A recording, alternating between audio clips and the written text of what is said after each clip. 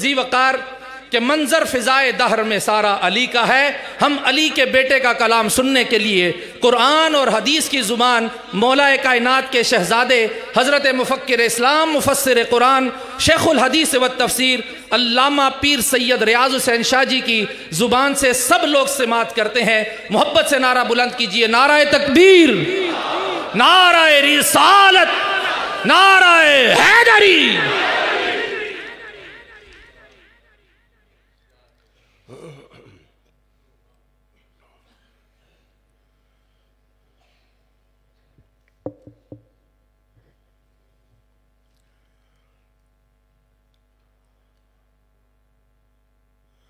نحمده ونصلي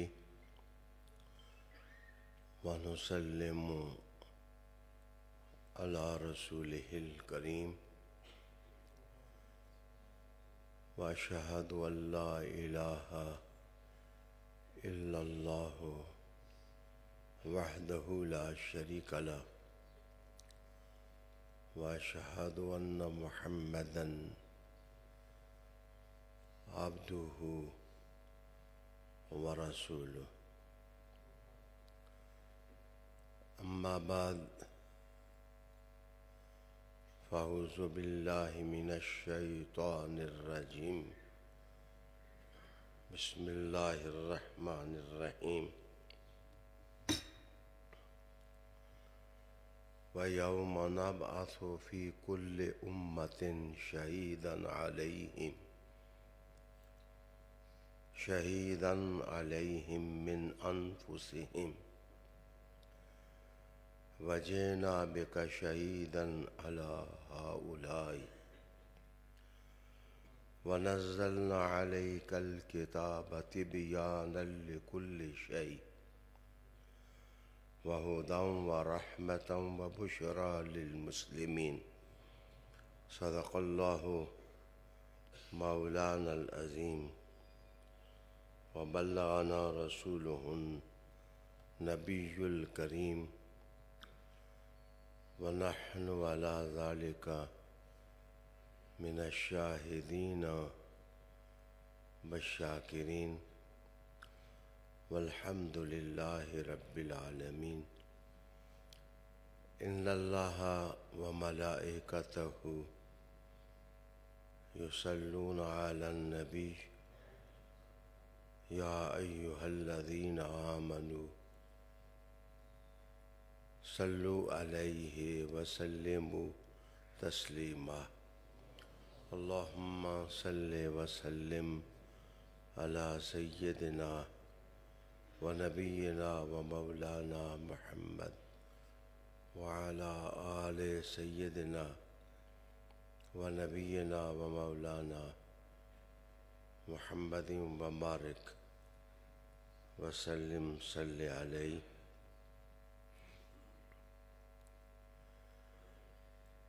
ناظرین اور حاضرین،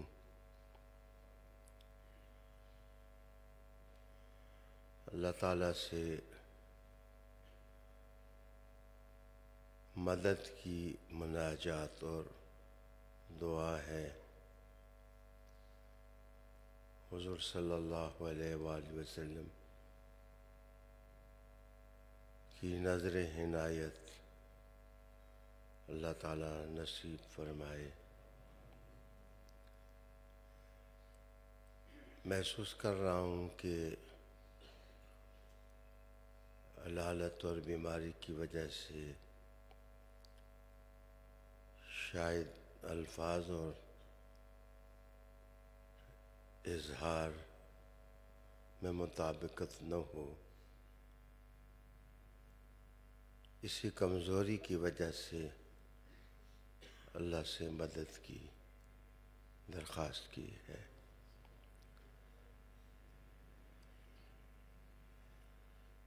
آج کا انسان حیرت ناک دور سے گزر رہا ہے.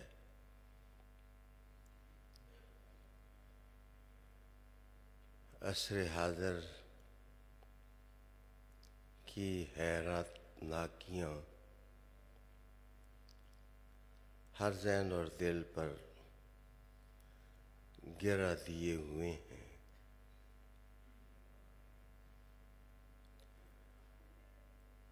جہاں تک سائنسی ثقافتی ترقی کا تعلق ہے،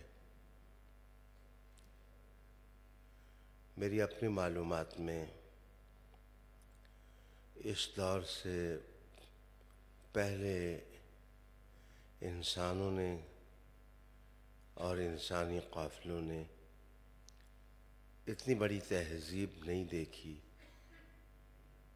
جتنا بڑا تمدن اور تہذیب اللہ تعالیٰ نے ہمیں نصیب کی ہے۔ ترقیاں ہیں، انسانی وسائل نے داناؤں کی آنکھوں کو خیرہ کر رکھا ہے، لیکن عجیب بات یہ ہے کہ اتنی بڑی تہذیب اور تمدن ہونے کے باوجود آج کا انسان پریشان ہے، مضطرب ہے، ڈپریشن کا شکار ہے، مختلف قسم کی انزائٹی ہیں جو انسانی قافلوں کو، اس دنیا کو گہوارہ امن کیوں نہیں بنا سکے۔ یہ سوال افراد کی سطح پر بھی ہے اور یہ سوال بڑی بڑی حکومتوں سے بھی ہے۔ کیا ہم انسانی فلاح اور صلاح کی باتیں کرتے ہیں، لیکن ہم انسانی قافلوں کو آج تک امن کیوں نہیں باہم پہنچا سکے؟ دوسرا سوال یہ ہے کہ اتنی بڑی تہذیب ہونے کے باوجود ہم انسانیت کی سطح پر بھوک کو کیوں نہیں دور کر سکے؟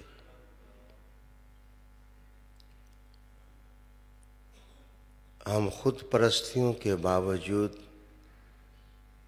انسانی قافلوں کو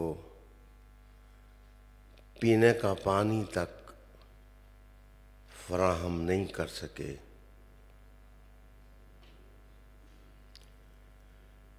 کہیں آج کے عالمی تھنک ٹینک سے غلطی تو نہیں ہو گئی اور وہ مذہب کو چھوڑ کر، وہ ریلیجن کو چھوڑ کر بت پرستی اور صنم پرستی کی طرف تو وہ نہیں آ گئے۔ میرے دوستو،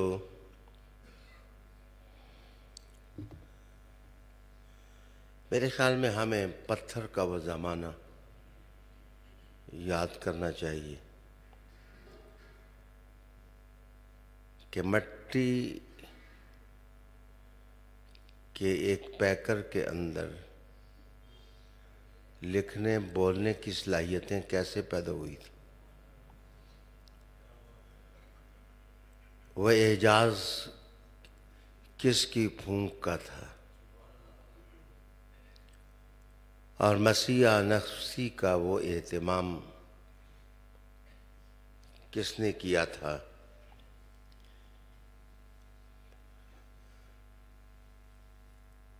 میرے نزدیک فَنَفَخْتُ فِيهِ مِن رُوحِي، کہ پھر میں نے اس مٹی کے پیکر میں پھونک ماری۔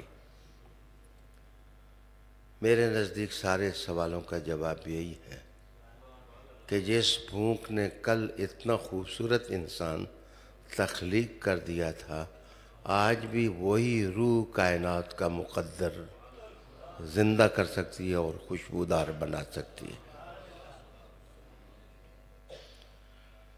میٹیریلزم،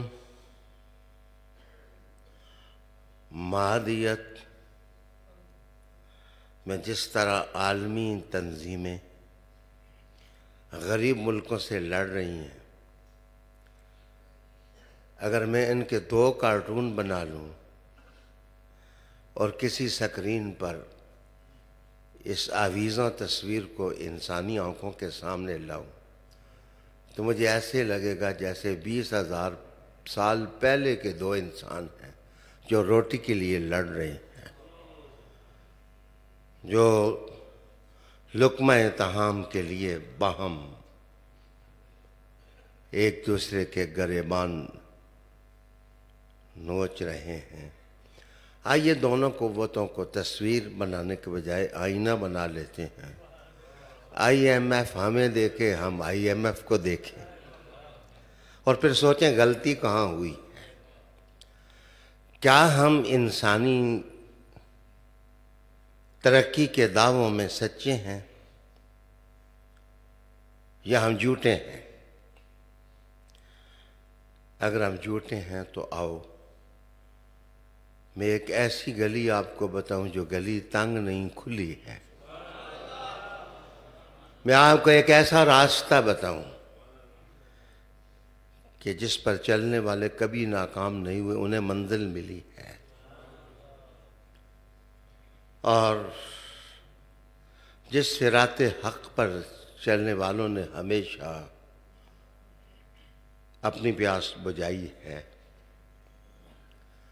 نیشنل ازم کے بتوں کو نہ پوجو، خدا کی ذات کو پوجو۔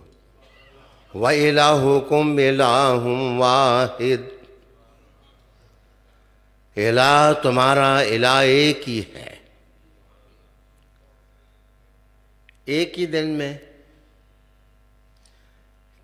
کئی نسبتوں کے ستارے بھی چمک سکتے ہیں۔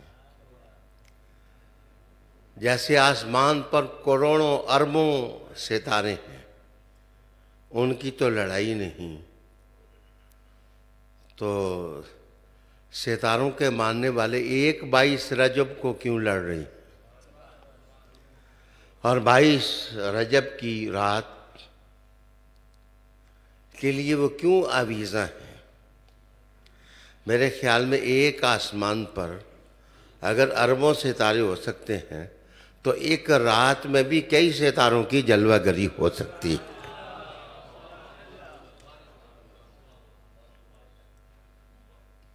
کمرہ تنگ ہو تو زیادہ شمعوں کی ضرورت ہوتی ہے۔ جب مسلمان اپنے آپ کو تنگ کر بیٹھے ہیں تو جو بھی شمع روشن کر سکتا ہے کرے۔ ہمیں چراغوں سے لڑائی نہیں ہے، ہمیں روشنی نہ لینے کی لڑائی ہے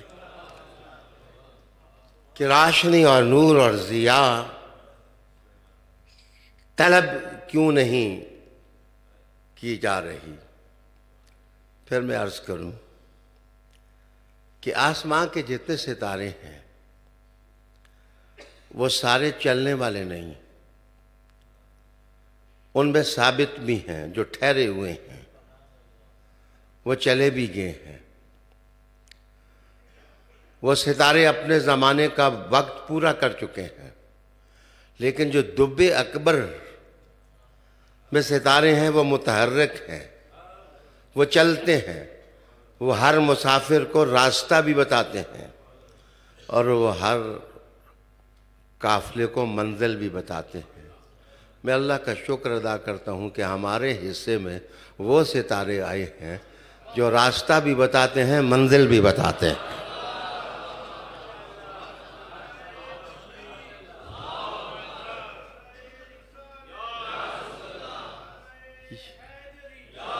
یہ ہمارے مقدر کی عظمت ہے کہ ہمیں اللہ نے جو دیے ہیں وہ راستوں کو جانتے بھی تھے، بلکہ راستہ ان کے گھر سے نکلا تھا۔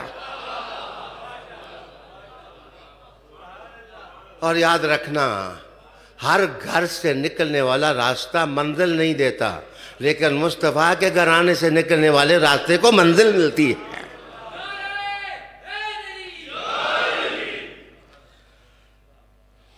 ہاں، میں بات کر رہا تھا کہ ہمیں روشنیوں سے اختلاف نہیں، ہمیں ستاروں سے اختلاف نہیں،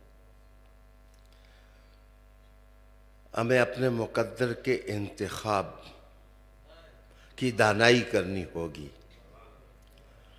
میں صرف یہ بتاؤں گا کہ جعفر صادق کس خاندان سے تھا اور انہیں زندگی کیسے گزاری۔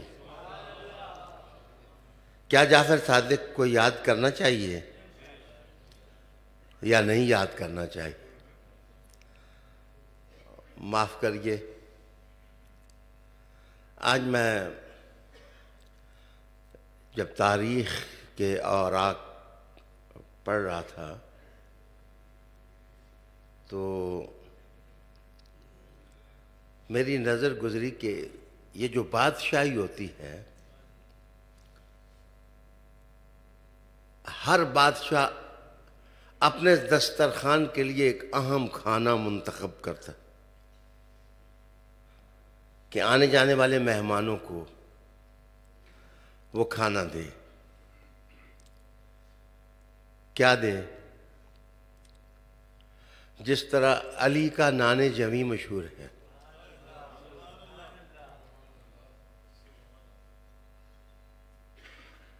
اور نان جوین پر ہی مدار ہے قوت حیدری۔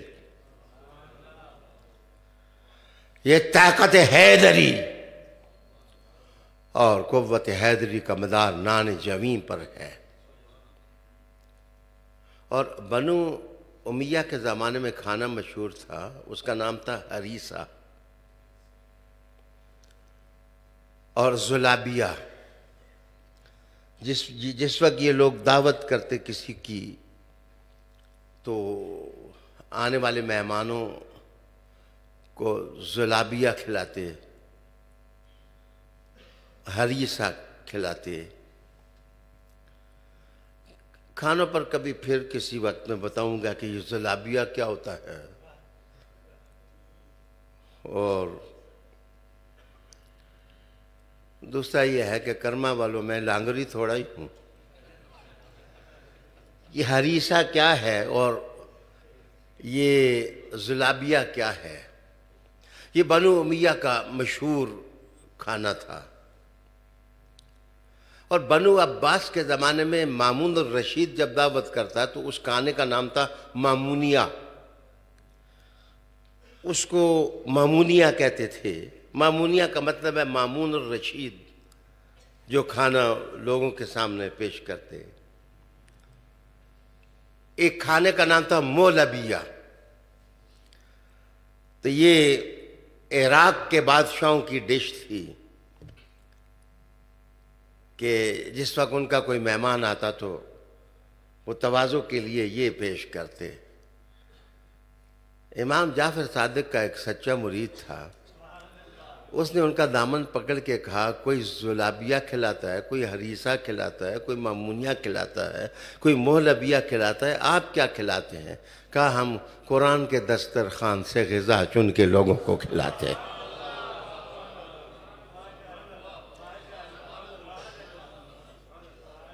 کتاب اللہ، کتاب اللہ، کتاب اللہ، کتاب اللہ، کتاب اللہ۔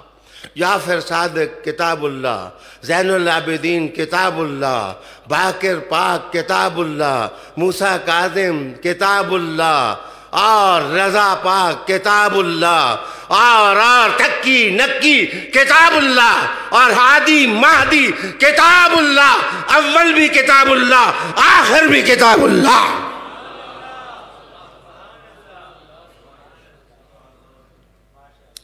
ہم کسی زلابیہ کھانے والے کو منع تو نہیں کرتے کہ نہ کھاؤ۔ ہم ہریسہ کھانے والوں سے کیا دشمنی کہ ہریسہ نہ کھاؤ؟ کوئی زعفران، کوئی چاندی ورک، کوئی سونا ورک، وہ کھانے پر ڈال کے اپنے مہمانوں کو کھلاتا۔ یاد رکھنا، مہمان نواز اور مہمان دونوں سے دشمنی نہیں کرنی چاہیے۔ اگر کوئی چاندی ورق کھلاتا ہے، زعفران کھلاتا ہے، سونے ورق کھلاتا ہے، پلاٹینیم ورق کھلاتا ہے، ہمیں کیا کسی سے غرض؟ جو زلابیہ کے عرس مناتے ہیں منانے دیں، اور جو حریثہ کے عرس مناتے ہیں منانے دیں، ہمیں تو قرآن کا دن منانے دیں۔ علی محل قرآن والقرآن مہا علی۔ یہ چھوٹی سی بات نہیں ہے، بہت بڑی بات ہے۔ لیکن چلیے قرآن مجید کے ساتھ چلتے ہیں۔ وَيَوْمَ نَبْعَثُ فِي كُلِّ أُمَّةٍ شَهِيدًا، وہ خوفناک دن، وہ خوفناک دن، وہ قیامت کا دن، جس دن ہم ہر امت اور ہر جماعت سے ایک گواہ اٹھائیں گے۔ فی کل امت، ہر امت میں، ہر نکرہ ہے یہ،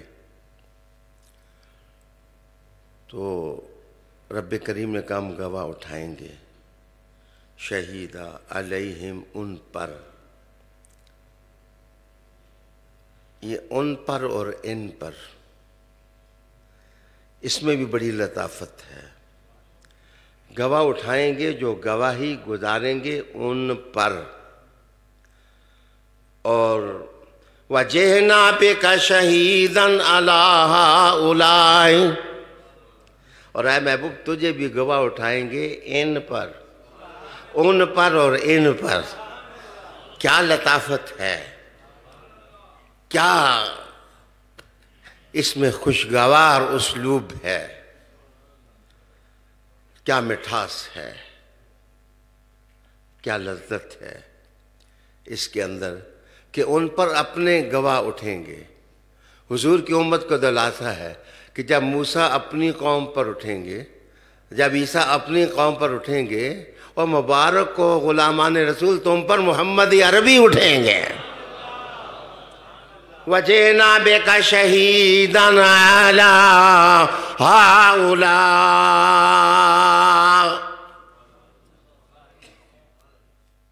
فخر الدین رازی یہاں کہتے ہیں کہ ہاؤلا سے مراد پیغمبر ہیں، جو پہلے گواہ گزریں گے ان گواہوں پر حضور کی گواہی قائم ہوگی، اور اپنی امت پر بھی گواہی قائم ہوگی۔ یار ہم کروڑوں سال کا سفر کریں، کسی پیغمبر کے پاؤں کے ساتھ لگے ہوئے خاکی ذرے کے برابر بھی نہیں ہو سکتے، لیکن مقدر کی عظمت پر خوش نہ ہوں کہ ایک طرف پیغمبروں پر گواہی حضور کی گزرے اور ایک طرف ہم جیسے گناہگاروں پر حضور کے گواہ گزرے۔ وَجِئْنَا بِكَ شَهِيدًا عَلَىٰ ہَٰؤُلَاءِ،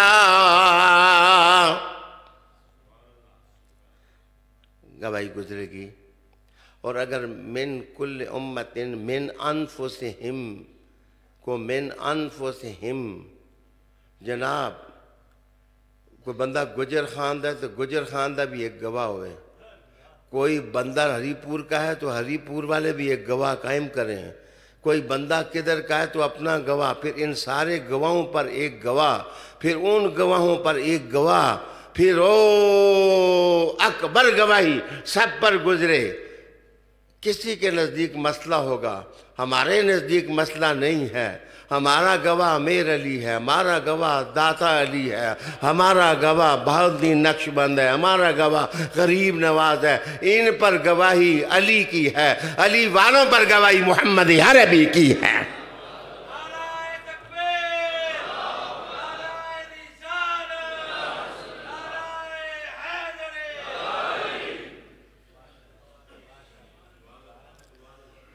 میرے دوست،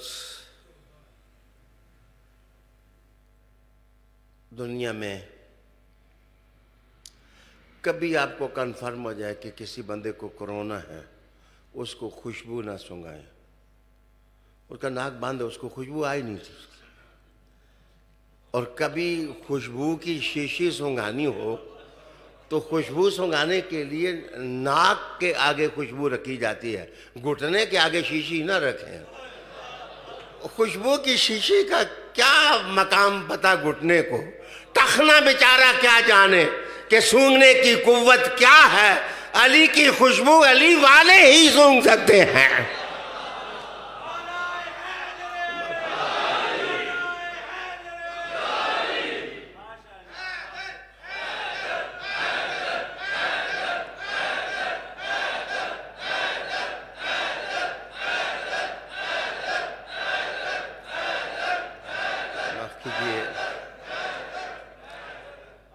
مہربانی آپ کے نعروں میں کچھ تھوڑا میں سستا بھی لیتا ہوں.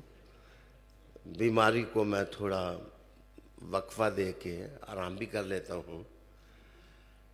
یاد رکھیے ایک راستہ ہے میٹیریلزم کا، روحانیت کے خلاف. مادہ مادہ مادہ مادہ، پیسہ دولت جائیداد، ایک راستہ وہ ہے.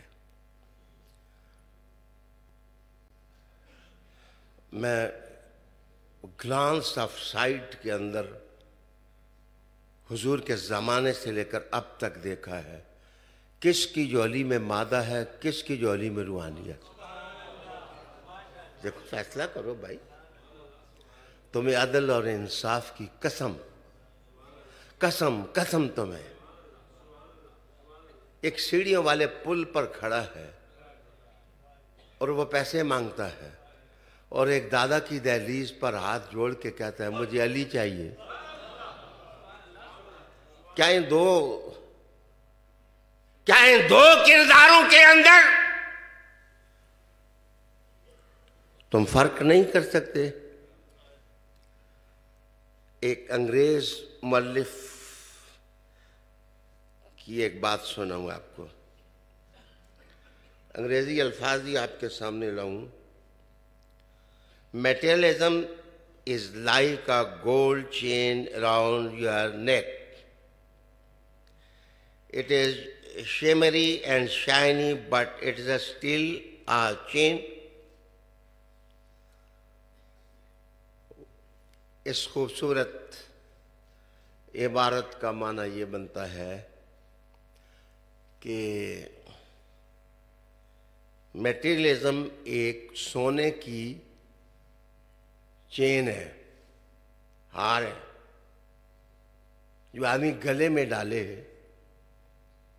تو گلے میں ڈال لے تو سونا چمکتا تو ضرور ہے، لیکن زنجیر تو زنجیر ہی ہوتی ہے، وہ تو گلے کے ساتھ چمٹی ہوئی ہے.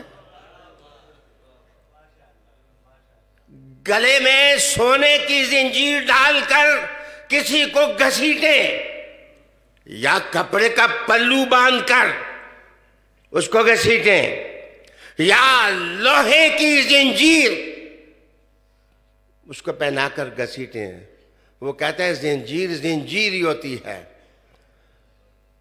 بندے کا مرشد کوئی ایسا ہونا چاہیے جو تمہیں دوزخ کی آگ سے آزادی کا پرمانہ عطا کرتا ہے، تمہیں نجات کا وسیقہ دے.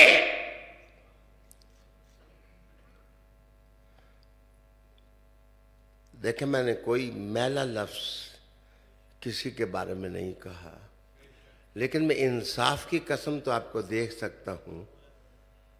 کیا علی کا دامن پکڑ کے تم جنت میں جا سکتے ہو یا علی کے دشمنوں کا دامن پکڑ کے آپ جنت؟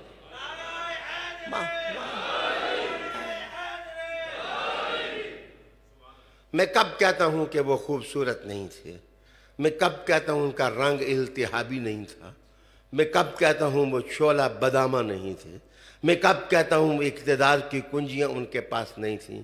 میں کب کہتا ہوں کہ اسلام انہوں نے قبول نہیں کیا؟ میں کب کہتا ہوں کہ وہ دین مبین کے منکر تھے؟ میں کچھ بھی نہیں کہتا. میں صرف یہ کہتا ہوں کہ علی ایسا کون ہوگا؟ آج امام غزالی، دیکھو جن لوگوں کی طرف تم ہمیں منسوب کرتے ہو وہ تو 12 کے علاوہ کسی کو امام ہی نہیں مانتے. میں تو امام غزالی کہہ رہا ہوں. عقل ٹھیک ہے آپ کی؟ دماغ ٹھیک ہے؟ امام غزالی ایک جگہ تڑپے، وہ تڑپ کر کہتے ہیں کہ بلا شبہ حضرت علی چوتھے نمبر پر خلیفہ راشد ہیں، لیکن چوتھے نمبر پر غزالی کا آنا ان کے عظمت اور فضیلت کے سورج کو غروب نہیں کر سکتا، اس لیے کہ حضور بھی آخر میں آئے لیکن وہ خاتم النبیین تھے. علی آئے تو چوتھے نمبر پر، لیکن دیکھو دیکھو علی کہاں چلا گیا؟ آ گیا علی، چھا گیا علی، آ گیا علی، چھا گیا علی.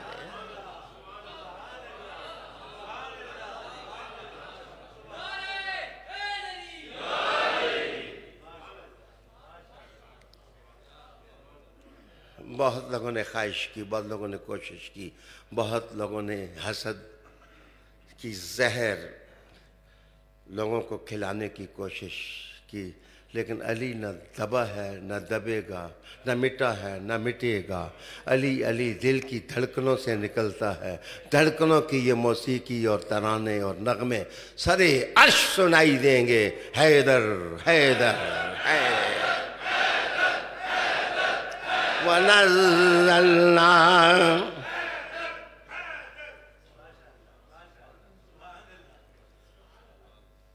معاف کریے، تھوڑا سا میں 2 آیتیں چھوڑ کر ایک آیت پڑھ کر پھر دوبارہ اس آیت کی طرف آتا ہوں. جس نے بیعت کر لی ہے، میری نہیں کسی بھی پیر کی، وہ ذرا ہاتھ کھڑا کرے. ماشاءاللہ، ہاتھ نیچے کریں. تم بیعت والے. اس زمانہ رسول میں ایک گروہ میرے حضور کے پاس آیا. وہ کہنے لگا یا رسول اللہ ہماری بیعتیں ہمیں واپس کر دیں، ہم توڑنا چاہتے ہیں.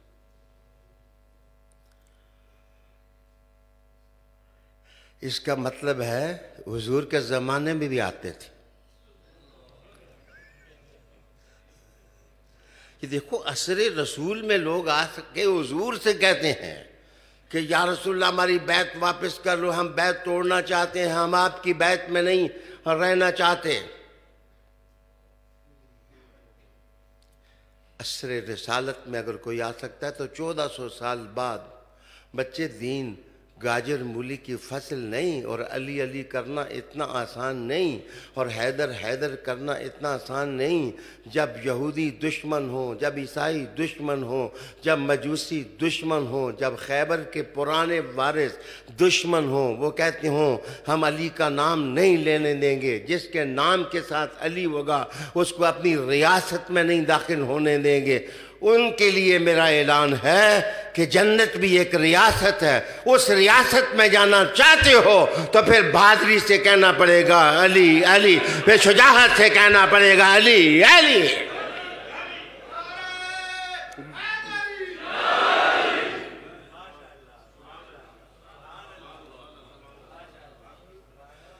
وہاں کے ویزے کا غم نہ کرو،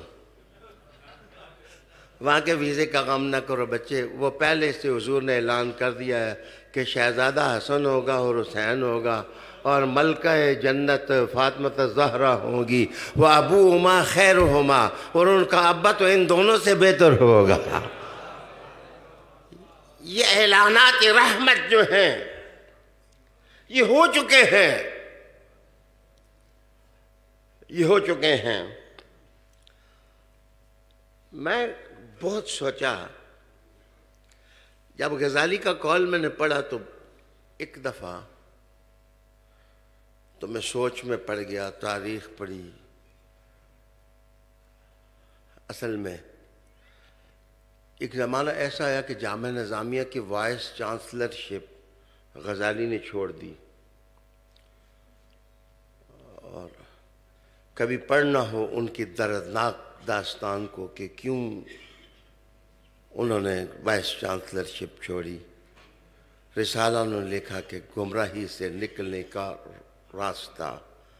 وہاں اس زمانے کے علماء اور مشائخ کو جو غزالی سناتے ہیں، آپ وہ رسالہ پڑھیں، وہ اب اردو میں بھی آ چکا ہے۔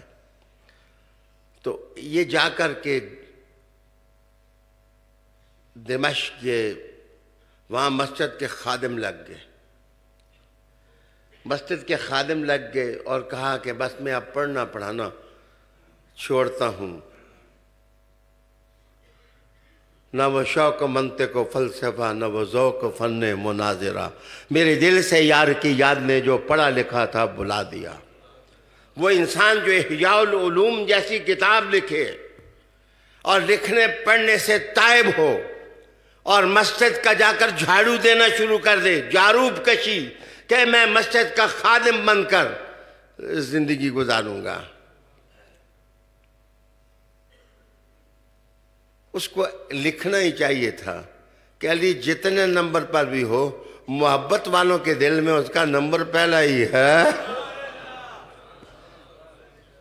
اب چوتھا بھی ہو اور پہلا بھی ہو۔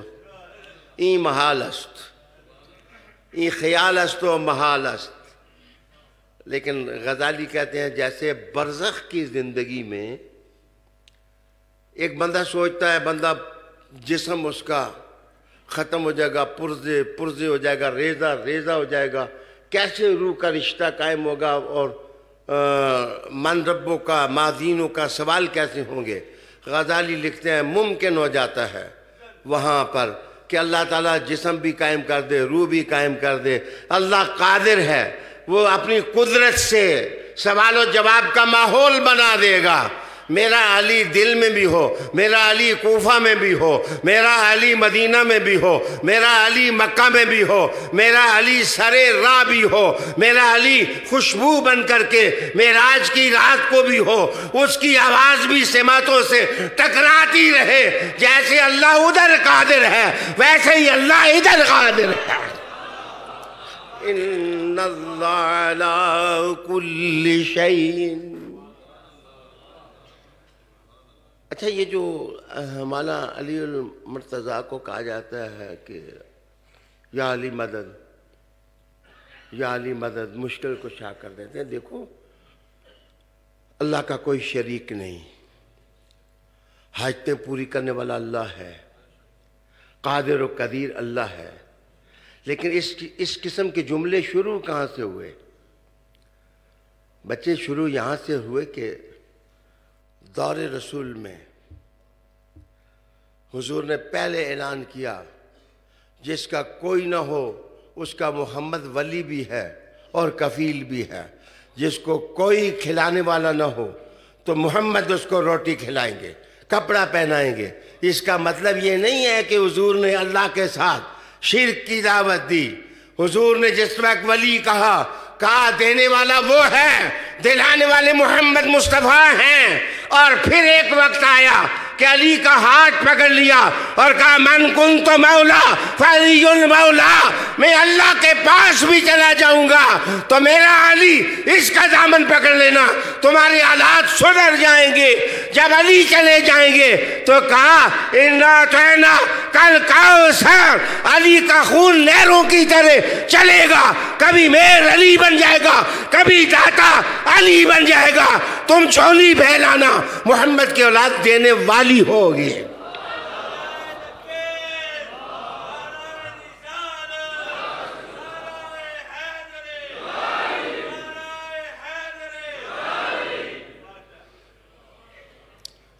اچھا جی، کہا ہماری بیعت واپس کر۔ مجھے بھی ایک آدمی نے کہا ہماری بیعت واپس کر لو۔ میں نے اسے کہا کہ حضور کی سنت نہیں ہے۔ حضور نے کہا میں بیعت کسی کی واپس نہیں کرتا۔ تم بھلے واپس کرو، تم تو جناب گلیوں میں بکنے والے بادشاہ ہو، گلیوں میں بھی بادشاہ بکتے،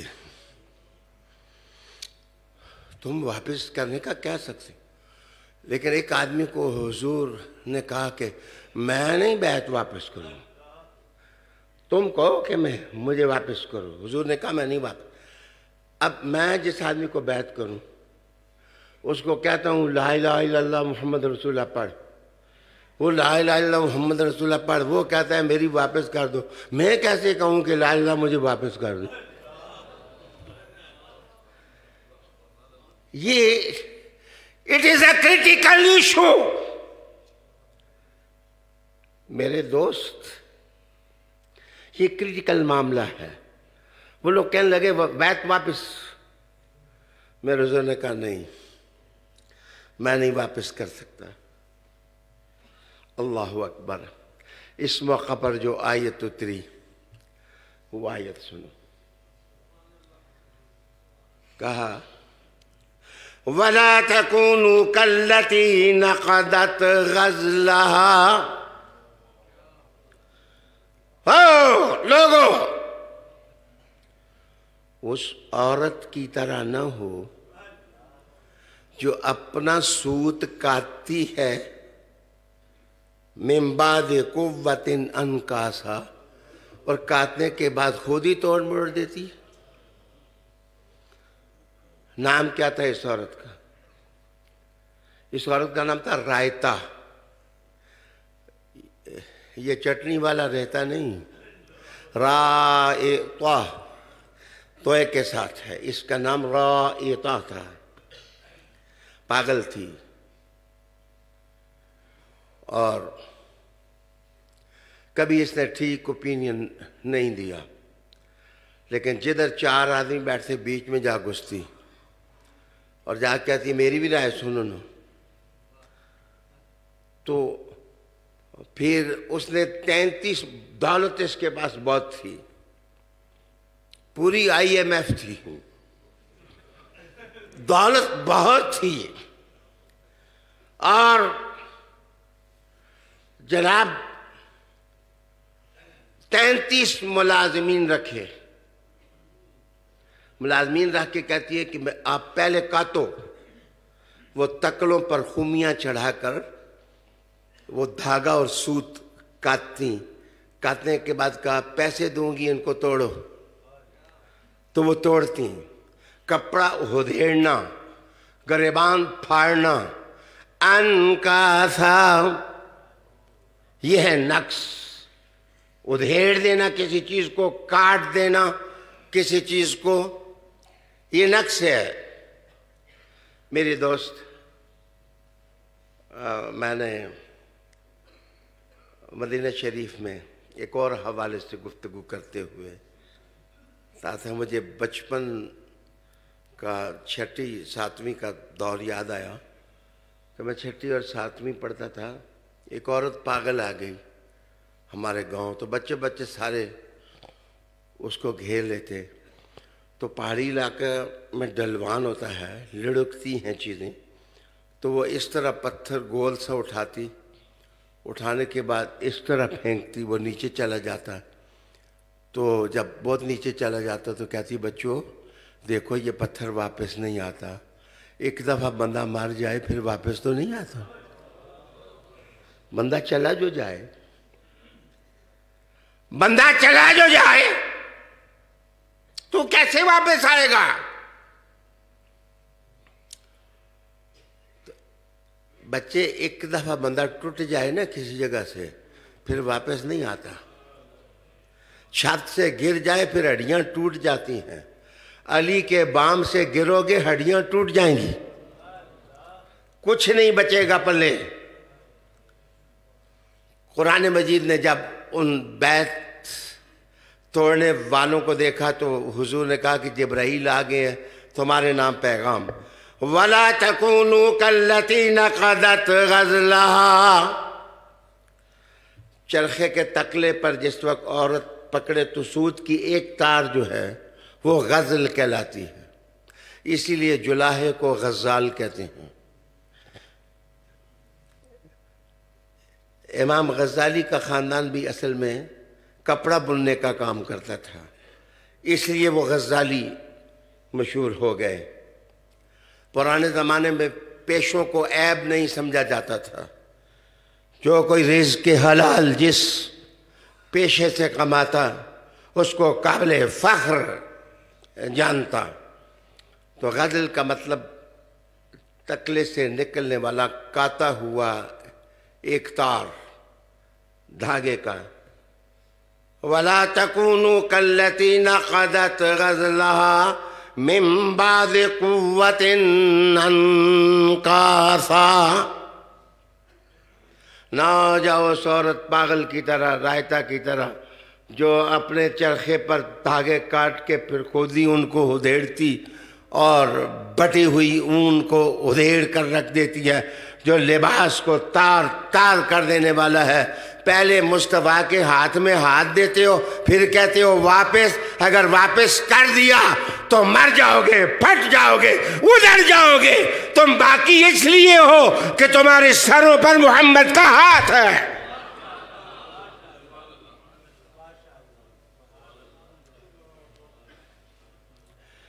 Keep your umbrella،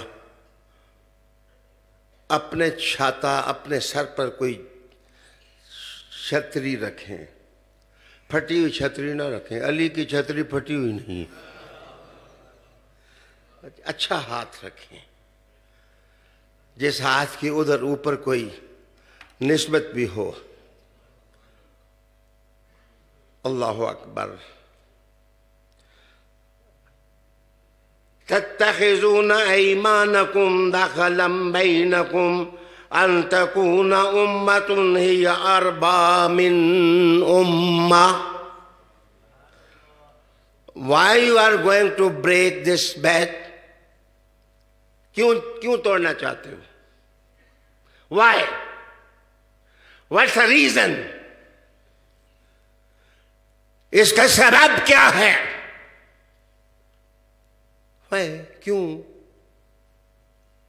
انہوں نے کہا کہ دراصل قریشیوں کے پاس پیسے زیادہ ہیں، اس لیے ہمیں غریب نہیں چاہیے، ہمیں پیسے والا چاہیے۔ اربا من امتن، اربا ربا سے ہے، ان کے پاس لوگ زیادہ ہیں، میجارٹی ادھر ہے۔ تو قرآن نے کہا کہ ہاں ہاں ہاں ہاں، یا میں کبھی کبھی لطیف سا مذاق کرتا ہوں، لیکن وہ ہوتا بڑا معنی خیز ہے کہ دیکھیں کہ کربلا والوں کا جو دشمن تھا اس نے نام رکھا یزید۔ یزید کا مطلب ہے زیادہ، اور ادھر 72 تھے، ادھر ہزاروں میں تھے۔ وہ کہتا تھا میں یزید ہوں۔ رب کریم نے کہا اِنَّا أَعْطَيْنَاكَ الْكَوْثَرَ، محمد دے تھوڑے بھی زیادہ نے۔ وہ ہیں، نظر تھوڑے آتے ہیں، نظر قلیل آتے ہیں، نظر 72 آتے ہیں، نظر 84 آتے ہیں، نظر 12 آتے ہیں، نظر 14 آتے ہیں، نظر 5 آتے ہیں، لیکن زمانہ ان 5 کے دم قدم سے ہے۔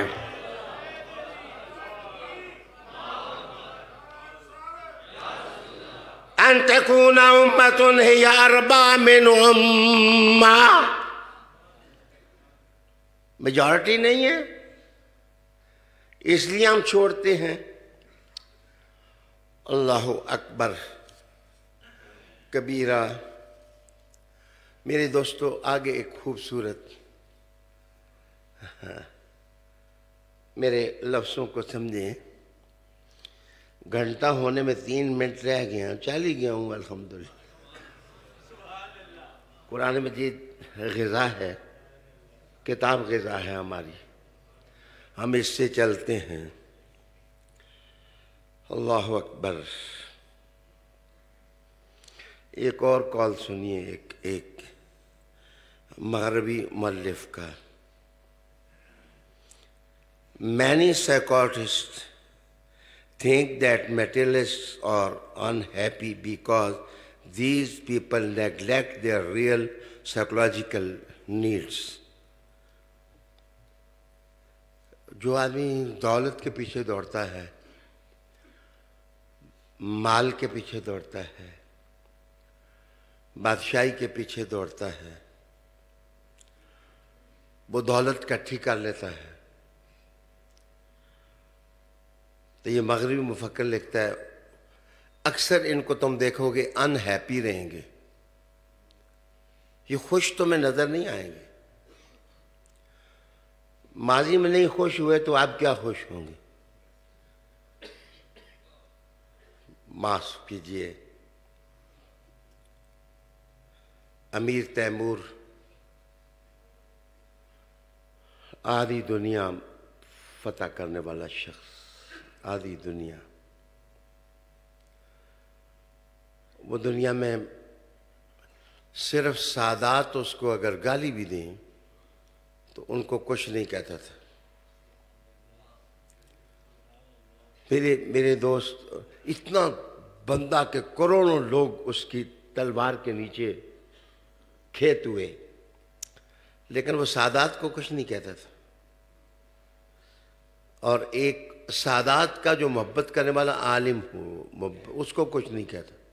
یہی وجہ ہے کہ حافظ جس وقت اس کو ملا امیر تیمور کو، تو حافظ نے خوب سنائی امیر تیمور کو، جو اس کو آتا تھا سنایا، تو امیر تیمور نے اتنا کہا کہ کبڑے شاعر میں تینوں سمجھا ہاں لیکن کسی دا صدقہ تینوں چھوڑ رہا، کبڑا شاعر کر کے اس نے اس کو مخاطب کیا کہ وہ کبڑے شاعر، میں تمہیں سمجھتا لیکن میں کچھ نہیں کہتا کسی کے صدقے کہ فلاں فلاں جگہ تو نے شعروں میں علی کی تعریف کی ہے، جا علی دے صدقے تینوں چھوڑیا۔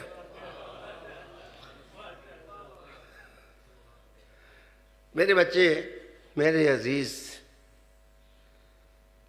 کہتے ہیں کہ یہ لوگ ان ہیپی ہوتے ہیں، ان کو سکون نام کی کوئی چیز، دولت اکٹھی کر لیتے ہیں لیکن اندر سے کھائے ہوتے ہیں لوگ۔ اچھا میں بتاؤں کہ اگر بندہ اندر سے وفادار نہیں ہوگا، دولت بہت اکٹھی کر لے گا، پتر خلاف ہو جائے گا، بھائی خلاف ہو جائے گا، چاچا خلاف ہو جائے گا، محلے والے خلاف ہو جائیں گے۔ بچے، جس وقت بندہ اندر سے ٹھیک ہوگا تو ولا شجر ولا مدر، حضرت علی کہتے ہیں میں مکہ میں جاتا کوئی پتھر اور ڈل نہ ہوتا، جہاں سے میرے حضور گزرتے ہوئے وہاں سے آواز آتی ہے الصلاۃ والسلام علیک یا رسول اللہ، الصلاۃ والسلام علیک یا رسول اللہ۔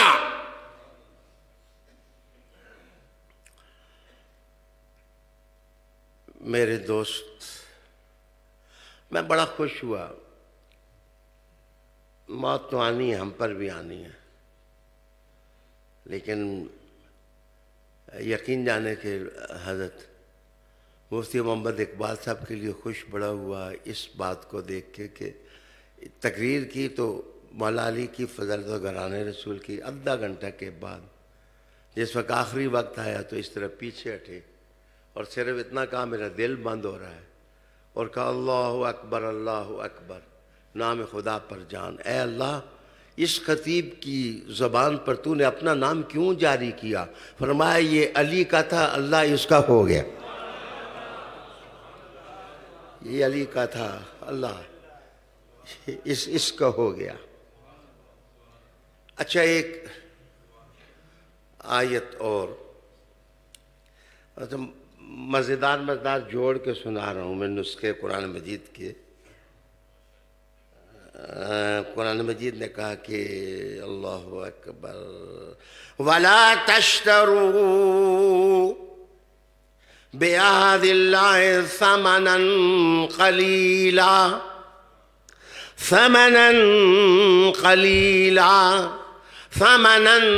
قَلِيلًا او جعفر صادق دی گڈی اڑ کے سر عرش پہنچ گئی۔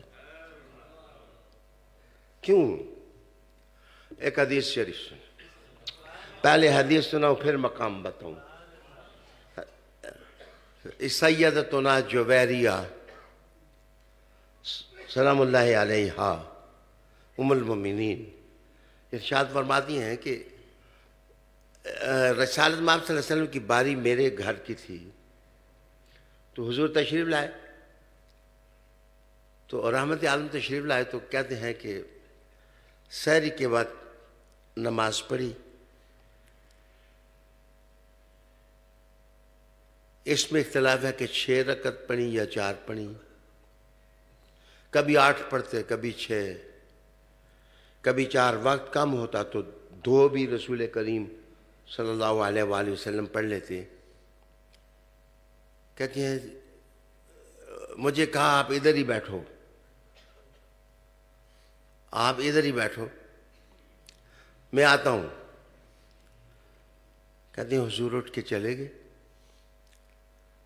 باہر گئے۔ ممکن ہے نماز پڑھانے کا ذکر نہیں کہ حضور مسجد میں گئے اور صبح کی نماز پڑھائی، اس بات کا ذکر نہیں ہے حدیث شریف میں۔ کہتے ہیں کہ کچھ دیر کے بعد واپس آئے، صرف اتنا کہا کہ جویریہ تم ابھی تک ادھر ہی ہو؟ تو کہا یا رسول اللہ آپ نے جو کہا تھا کہ ادھر ہی بیٹھنا، میں ادھر ہی ہوں۔ تو رحمت عالم علیہ السلام نے فرمایا جویریہ میں نے آج 4 کلمے 3 دفعہ پڑھے، 4 کلمے 3 دفعہ میں نے پڑھے ہیں۔ کیا مسلم شریف کی حدیث جو میں آپ کو سنا رہا ہوں، تو وہ کلمے میں پڑھ کے سناتا ہوں۔ سبحان اللہ و بحمدہ عدد خلقہ رضاء نفسہ و زینت عرشہ و مداد کلماتہ۔ اے اللہ تو پاک ہے اپنی تعریف کے ساتھ، یا اللہ تیری اتنی تعریفیں ہیں۔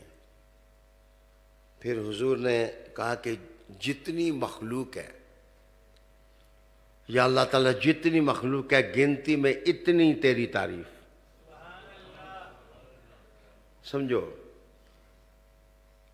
میں کبھی کبھار دعا کرتے ہوئے یہ کہتا ہوں یا اللہ آج میری طرف سے، میرے سنگیوں کی طرف سے ایسا درود حضور پر بھیج جو تو نے پہلے بھیجا ہی نہ ہو، ایسا ایسا ایسا ایسا درود تو میرے آقا صلی اللہ علیہ وآلہ وسلم پر بھیج۔ اچھا، حضور بھی فرد محبت اور فرد جذبات میں رحمت عالم علیہ السلام نے فرمایا انشاءاللہ تعالیٰ اگر اگلے سوموار کو آپ آئے، مجھے بھی اللہ نے زندگی دی، میں بھی آیا، تو میں آپ کو احساس پر درس قرآن دوں گا۔ احساس کیا چیز ہوتی ہے؟ احساس کریں، اپنے اندر احساسات پیدا کریں۔ تو رحمت عالم علیہ السلام نے یا اللہ جتنی مخلوق ہے اس کی گنتی میں میری طرف سے تو سبحان اللہ قبول کر لے۔ اس کا مطلب ہے کہ کبھی کبھی ایک دفعہ کہنے نہ لو، کروڑوں بھی ہو جانا۔ بندہ کہتا ہے ایک دفعہ ہے لیکن تعداد میں وہ اربوں کے برابر ہو جاتا ہے۔ پھر حضور نے فرمایا کہ ورضا نفسی، یا اللہ تعالیٰ تو کسی آدمی پر خوش بھی ہوتا ہے، یا اللہ جتنا تو خوش ہوتا ہے نا اس کے برابر تیری تعریف۔ اب بلاغت کے اعتبار سے اور مالی ادب کے لحاظ سے میں کیا بتاؤں اس جملے کی قیمت کیا ہے جو میرے آقا صلی اللہ علیہ وآلہ وسلم نے فرمایا۔ میں مثال دیتا ہوں، اس سے بھی خوش اللہ، اس سے بھی خوش، اس سے بھی خوش، اس سے بھی خوش، اس سے بھی خوش، اس سے بھی خوش، تم سب سے خوش۔ کائنات ساری میں جتنے لوگ ہیں، پہلوں میں خوش، پچھلوں میں خوش۔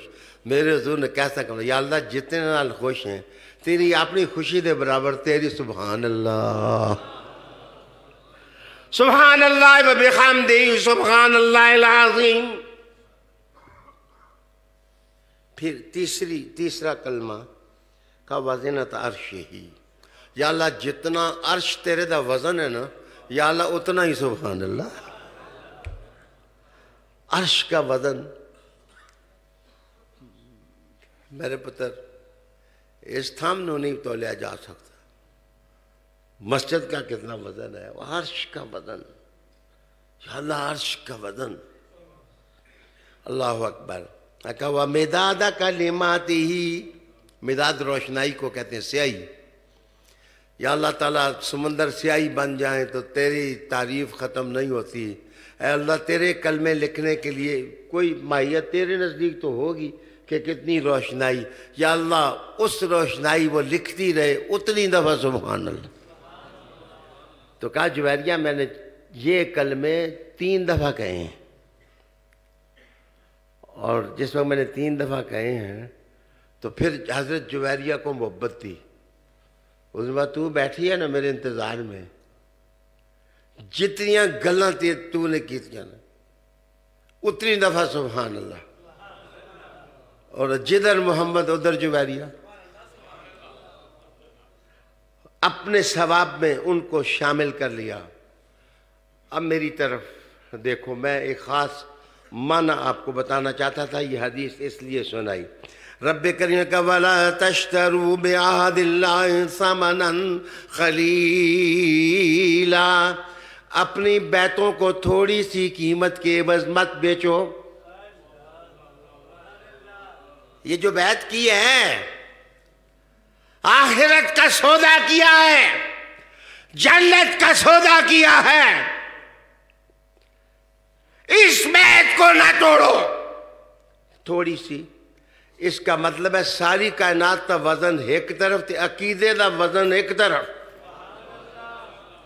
ایمان اتنی قیمتی چیز ہے, عقیدہ انسان کا اتنا بھاری ہے, اتنا وزنی ہے. میرے دوستو, یہاں پر ایک جملہ قوت القلوب کے مؤلف کا بتاتا ہوں, حارثی ماسبی رحمۃ اللہ علیہ تعالی. وہ اپنی کتاب کے اندر لکھتے ہیں کہ جو چیز عقل سے نکلتی ہے اور بدن سے اس کا وزن کم ہوتا ہے, اور جو دل سے اور محبت سے نکلتی ہے اس کا وزن ڈبل ہوتا ہے. جس کے عمل کو نہیں تولا جاتا اس کے عشق کو کون تولے, اس کی محبت کو کون تولے. اس کارگاہ حیات میں عشق الہیہ, محبت الہیہ کی کوئی قیمت نہیں. بچے, امام جعفر صادق کا کمال یہ ہے, میں آپ کو بتاؤں کہ امام زید نے کہا کہ میں لڑوں گا حسین کے دشمنوں کے خلاف. نفس زکیہ تک جہاد جاری رہا. اور یہ جو عبداللہ شاہ غازی ہے, میں ہر سال عبداللہ شاہ غازی جایا کرتا تھا, لیکن اب کراچی والے کہتے ہیں آپ کو آنے نہیں دیتے. پتہ نہیں عبداللہ شاہ غازی نال دشمنی ہے, سارے نال دشمنی ہے, پتہ نہیں کس. تو خوش رہیں, ہم تو دعائی دیں گے. تو عبداللہ شاہ غازی نفس زکیہ کے سکے بیٹے. اس دیش بڑے صغیر و پاک و ہند کے اندر سید عبداللہ شاہ غازی یہ جہاد کا نقیب ہے, حق اور صدق کا علم بردار اور پرچم بردار ہے. ان راستہ جد و جہد کا اور سٹرگل کا شروع کیا. امام زین العابدین کے بیٹے تھے باقر پاک. باقر پاک نے کہا کہ ہم لڑیں گے لیکن سروائیول آف اسلام, کہ اسلام دیر تک اس دنیا میں رہے اور اس کا پرچار ہوتا رہے. میرے دوستو, یہ جنگ دیکھنے میں دھیمی تھی لیکن اصل میں مضبوط تھی, سٹرونگ تھی. امام جعفر صادق نے سب سے پہلا کام یہ کیا کہ فقہ اور علم جہاں جہاں تھے موتی, ان کو چن کر کے ان سب کو اپنے دامن سے وابستہ کر دیا. مالک کس کا؟ اسی گھر کا. احمد بن حنبل کس کا؟ اسی گھر کا. امام شافعی کس کا؟ اسی گھر کا. اور امام ابو حنیفہ ناکر کس کا؟ اسی گھر کا. سب سے پہلے ائمہ علم اور فقہ کو انہیں اپنے آپ سے وابستہ کیا، آگ لگا دی۔ اگلے دن میں نے ایک مولوی صاحب سے پوچھا امام ماتریدی کون سی؟ وہ کہتا ہے جی منو کی بدہ تو سنو پتہ ہو۔ بھائی ہم ان امام منصور ماتریدی کے ہم مقلد ہیں، ہم عقائد میں خوشچین ہیں ان کے۔ اور یاد رکھنا یہاں تک پیغام گرانہ رسول پہنچانے میں کتابیں مدون کی گئیں، بکس کمپائل کیے گئے، تحقیقات کے سلسلے شروع ہوئے، ادب تخلیق کیا گیا، تشریحات کا دور آیا، تفقہ کی بارش برسی، لیکن جہاں جہاں کوئی قطرہ گرا اس قطرے کے آئینے میں جعفر صادق نظر آ رہا تھا۔ اور پھر میں بتاؤں کہ تمام سائنسدان، جس آدمی کے درس کے اندر 1000 سائنسدان رہتا ہو، جہاں جہاں سے کوئی سائنسدان سنا، عالم بلا کر کے جابر بن حیان اس قافلے کی قیادت کر رہے تھے، اور ان کو اکٹھا کر کے کہا کہ تم تحقیقات کرو تاکہ اسلام کا دامن مالا مال ہو۔ اور جس زمانے میں بادشاہ مخلوق کو کچھ نہ دیں، اس زمانے میں سائنسدان اور علم پرور لوگ اس آسمان کے ستارے بن جائیں گے۔ یہی وجہ ہے کہ میں دعویٰ تو نہیں کرتا، مسکینی کے ساتھ کہتا ہوں، اس دور کے جتنے سائنسدان ہیں سارے جعفر صادق کے بیعت تھے، ان کے مرید تھے، فقہاء ان کے مرید ہیں۔ سب سے تیسرا کام آپ نے یہ کیا کہ تصوف لوگوں کے دلوں کے اندر گھسانے کے لیے جعفر صادق جعفر صادق جعفر صادق، یہ سلسلہ نقشبندیہ کس کا ہے، یہ سلسلہ چشتیہ کس کا ہے، یہ سلسلہ سہروردیہ کس کا ہے، یہ سلسلہ قادریہ کس کا ہے، یہ سلسلہ شاذلیہ کس کا ہے، یہ سلسلہ حسینیہ کس کا ہے، یہ سلسلہ جناب تیفوریہ کس کا ہے، یہ بایزید کس کے ہیں، یہ قاسم بن صدیق کس کے نانا ہیں، جناب حسن بصری کس کا ہے، اور سعید بن جبیر کس کے ہیں۔ جعفر صادق نے مالا بنا دی اور کہا کہ اب جو بھی اسلام سیکھے گا امام حسین کے خون سے اسلام سیکھے گا۔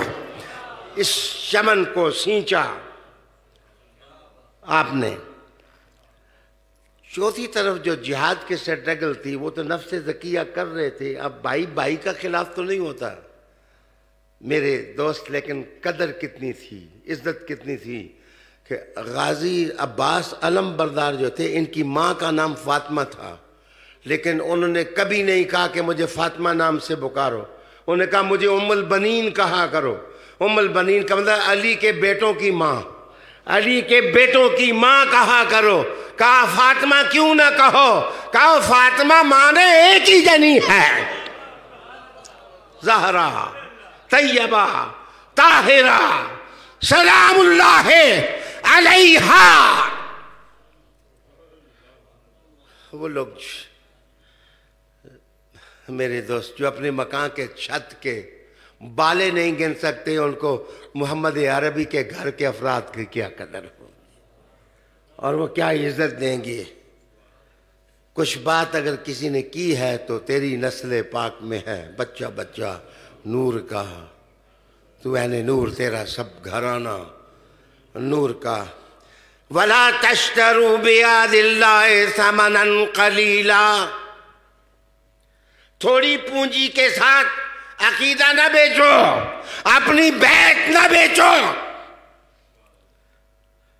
میرے دوست میں کہتا ہوں میرا یہی جملہ سنبھال کے لے جائیں تو کافی، اپنی بیعت بیچو نہ، اپنی بیعت پر سودا نہ کرو، اپنی بیعت کا راستہ دیکھو، اپنے بیعت کے راستے کی منزل دیکھو، گرانہ رسول کو دیکھو، علی کو دیکھو، حسن کو دیکھو، حسین کو دیکھو، آسمان کی طرف دیکھو تو جس ستارے کو مرضی ہے دیکھ لو، لیکن چلتے ستاروں کو دیکھو تو آپ کو حسن حسین ہی نظر آئیں گے۔ وہ ستارے تھے، وہ صحابہ تھے، کس نے آپ کو کہا کہ وہ صحابی نہیں تھے رضی اللہ تعالی عنہم اجمعین۔ یہ میرا بیمار سا خطاب آپ نے سنا، میں پھر بھی 1 گھنٹہ اور 22 منٹ آپ کے سامنے خطاب کر بیٹھا۔ قرآن مجید انشاءاللہ تعالی اگلے پیر کو زندہ رہا تو احساسات کی دنیا میں ہم اتریں گے اور احساسات کے آئینے میں دیکھیں گے کون کون ہمیں نظر آتا ہے، کہاں کہاں ہمیں نظر آتا ہے، کس طرح وہ نظر آتا ہے، گدڑی کیسی ہے، امامہ کیسا ہے، دستار کیسی ہے، تلوار کیسی ہے، شمشیر کیسی ہے، اس کا میسم کیسا ہے، اس کا کمبر کیسا ہے، اس کا امبر کیسا ہے، اس کا شمامہ کیسا ہے، اس کا ماما کیسا ہے۔ انشاءاللہ اس گلی سے ہم گزریں گے۔ میرے دوستو بھائیو، اللہ تعالیٰ میری غلطیاں، آپ کی غلطیاں معاف فرما دے، میری خطائیں آپ کی خطائیں اللہ تعالیٰ معاف فرما دے۔ دعاؤں کی ضرورت زیادہ ہے، اب کافی بوجھ بڑھتا جا رہا ہے زندگی کا، تو اللہ مہربانی کرے گا، اللہ تعالیٰ حضور کے صدقے آپ کو بھی نوازیں، مجھے بھی نوازیں۔